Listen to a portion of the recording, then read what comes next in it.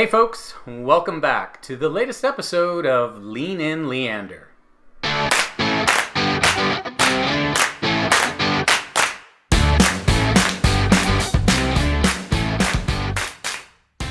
So when I first moved to the city of Leander, one of the things that caught my attention was the local elections. I thought for sure there was an opportunity here to get involved in a way that could help maybe steer the community in some of the decisions that they were making. So I took a concerted effort to be on as many committees and to make myself available for as much as I possibly could, because moving here to Leander was one of those things that when you look at your life, there's times where you know there's an opportunity here to maybe make a difference. And this was one of those opportunities, in my opinion, because of the things that were going on in Leander at the time and still going on, frankly. There was a lot of new growth, a lot of opportunity to discuss which direction the city should go. And I felt an opportunity and, frankly, an obligation to be involved. It's easy to talk about it and say not in my backyard or not in my area, but it really takes a little bit more effort to get involved and have those discussions and be part of the process. So that was my intent. And since then, I've been on various committees here in the city. It's given me an opportunity to not only understand what some of the issues are and how complex they can be, but also to meet a lot of really great people and be involved in that process, at least have a voice that I think is maybe being heard. So with that in mind, the last election cycle, I started a process or a spin-off, if you will, of the podcast where I concentrated on the election issues. And we're going to kick that off again with this episode of Vote in Leander.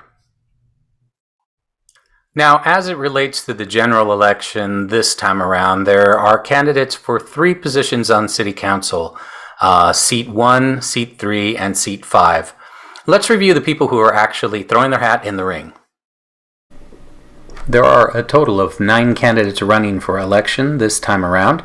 In place 1, we have the incumbent, Catherine Patillion Parker, and the challenger is Trey Sesher. For place 3, we have 4 candidates, David McDonald, Steve Haynes, Rosalind Littles, and Juan Alanis. Place 5 has 3 candidates, the incumbent, Chris Sersnick, with challengers Annette Sponsler and Bill Loudon. In addition to the candidates that you'll have to choose from in May, there are also several ballot propositions that'll be put forth for the citizens of Leander to express their opinion on. Now, many of these are actually the work of the Charter Review Committee, which is put forth and brought together about every 5 years to review the charter document, which is the guiding document for governance here in the city of Leander. This is actually built into the charter itself. So every 5 years, there's an opportunity for a committee to be put together and review the charter itself to make recommendations to the city council for changes to language or other items that might be added to maybe address how the city is moving forward and maybe fill some gaps for things that weren't covered previously when the charter was originally written. Now, this document is a living, breathing document, so it does go through changes, and there's been a few things that have come back and forth over the period of time. The reason that I even know this is because, in full transparency, I actually served on the Charter Committee this go-round. We met at the latter part of last year to discuss the charter in its entirety and make recommendations to City Council on some changes that could be made to maybe make it a better place to live and a better way to govern the city. So we looked at several things, and I'll review those here for you. I have a little bit of insight, so I'll try to give that as much as I can, but I'm really going to steer clear of giving you any opinion on this. I don't want to tell you how to vote. I just want to let you know what is there for you to vote on. So let's start. There are a total of 15 propositions on the ballot in May. We're going to split them up here just to kind of segment them a little bit because of the 15, 13 propositions are actually charter amendments. Proposition A is the first proposition on the ballot and asks the question of the citizens of Leander, do you want to continue to participate in the CAP Metro program? It's essentially a yes or no question. Yes, you want to stay in. No, you want to exit. Now, Proposition B is closely tied to Proposition A, in that the only way that Proposition B would apply is if the citizens of Leander, a majority of them, vote no on Proposition A, in which case the city would then adopt a local sales and use tax in the amount of 2%. The remaining propositions are all related to the city charter. Proposition C addresses the question of term limits. There are currently effectively no term limits to elected officials in the city of Leander, and, should it pass, Proposition C would address that by adding a section to the city charter that would establish term limits. The term limits themselves would create a situation where no one elected to mayor nor city council could run for more than 3 consecutive terms, each term being 3 years, so no one could serve in those positions for more than 9 years consecutively. The proposition further limits any one individual from serving more than 18 years on council. In other words, 3 terms as a council member and then 3 terms as mayor. It would limit that to 3 terms each, or a total of 6 terms. Now, importantly, there's also a limit on how a person can file once they are out of office. They would need to wait for an entire term to expire.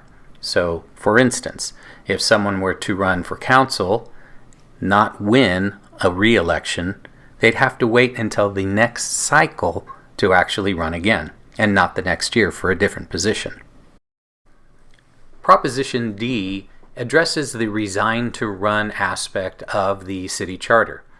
This would actually amend a section of the city charter to clarify some language. The language currently requires immediate resignation should a council member decide to run for another office.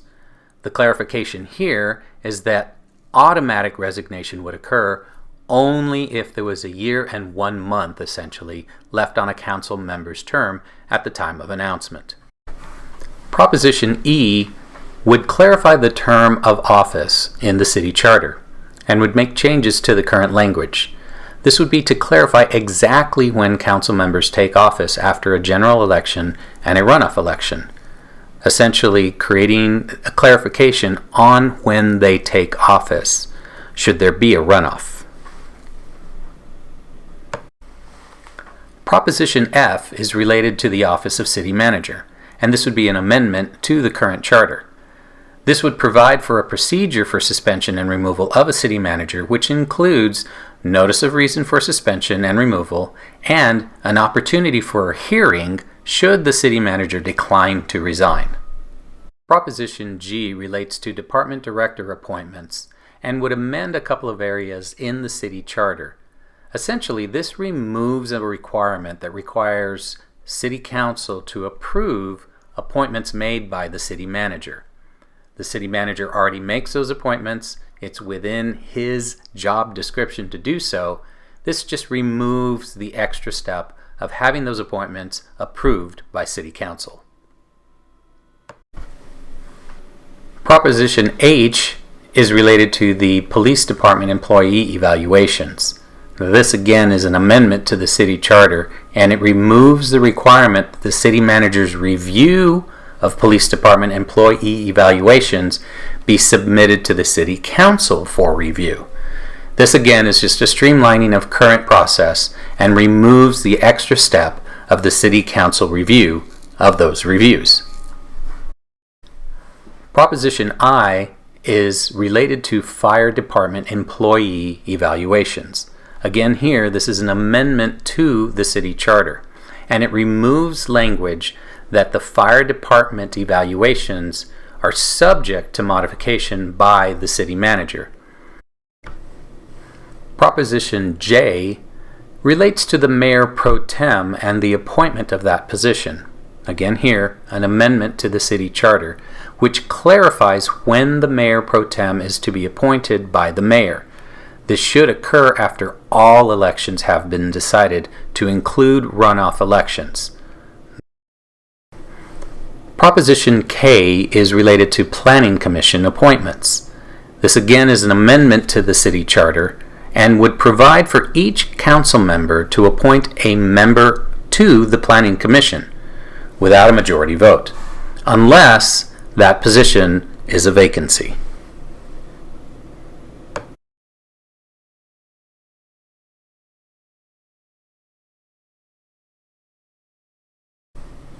Proposition L relates to the selection of an auditor for the city. This would be an amendment to the current charter and would change the contract term for the independent auditor from 3 to 5 years.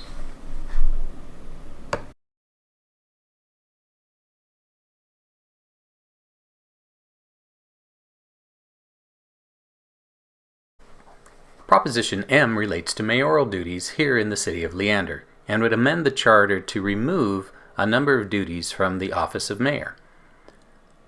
This would include the recommendation of appointments for boards and commissions, the submission of a recommended budget to council, and taking command of the police in a time of a declared emergency.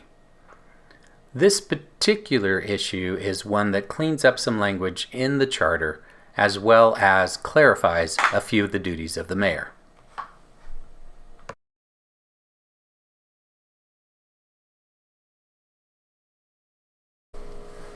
Proposition N is related to public records in the city of Leander and amends the city charter to remove a requirement that all applications for public records be stamped with the city seal and that a copy of that application be provided to the applicant.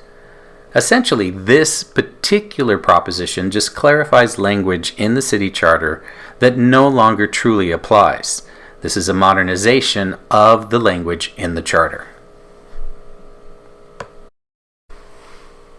Proposition O relates to the Charter Review Commission itself and amends the city charter to remove a provision that states that the commission serves a 6-month term. This was a bit nebulous in the reality of what the commission does, in that it indicated the commission actually served 6 months, when in reality it's not necessarily necessary for the commission to be in place for 6 months for the review. This clarifies that language and makes it a little bit clearer that that particular commission can serve as long as is necessary to complete its job. I hope you find that review helpful. Again, propositions C through O are the work of the Charter Review Committee.